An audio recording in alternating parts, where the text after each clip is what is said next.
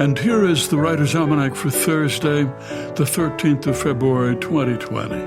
It's the week of Valentine's Day, when we are thinking about love affairs, real and fictional. Abigail Adams and her husband John Adams, one of the great love affairs of all time. From 1788 to 1798, John Adams was in Europe most of the time, only occasional visits home to see his family, and Abigail wrote him many, many letters. And it was on this day, 1779, Abigail Adams wrote him a letter addressed to my dearest friend, talking about the happy day that shall give him back to me again. Heaven grant that it may not be far distant, and that the blessings which he has so unweariedly and constantly sought after may crown his labors and bless his country. If you think about great love stories in fiction, you must think about Romeo and Juliet, Shakespeare's play about young lovers struggling to overcome their family's rivalry with each other. Juliet of the Capulets is 13 years old, Romeo a little bit older, part of the Montague family in Verona in Italy, where the Capulets and the Montagues are sworn enemies. Romeo sneaks into a costume ball hosted by the Capulets, and there he meets young Juliet, and they fall madly in love. He sneaks up to her balcony. They decide to get married the next day. The kindly friar Lawrence is helping them, hoping that the marriage of the two lovers will end the violence between the two families, but things quickly fall apart. Romeo and Juliet, a play with some very famous lines.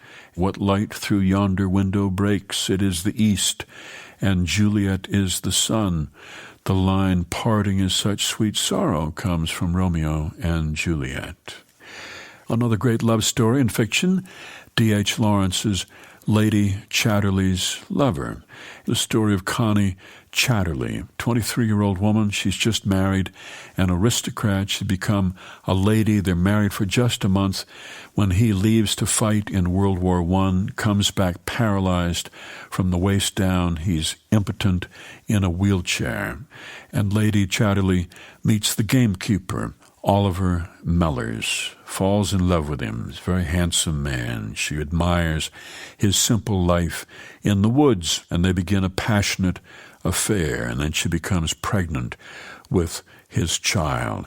His wife, the gamekeeper's wife, finds out. She tells everybody. There's a big scandal. Mellors is fired as gamekeeper. He files for divorce, but Lord Chatterley refuses to divorce his wife, and at the end of the novel, the lovers are separated. Oliver on a farm, waiting for his divorce to come through, and Connie living with her sister, not sure what will happen, but hoping to make a life together.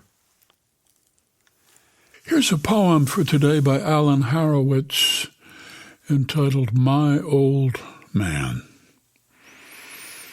When my father picks up the violin with its long neck and curved body, he holds it like a woman. His eyes close and his upper lip trembles slightly. His bow hand smooth across the strings, his fingers dance near the pegs. The sound is the sea or the sun or the tears of some long-lost love, and he doesn't look old. When he stops playing, he opens his eyes. A soft smile crosses his face, and he asks, "How was I?" My Old Man, a poem by Alan Horowitz from The Day I Met Ava Gardner, published by Deerbrook Editions and used by permission here on the Writer's Almanac.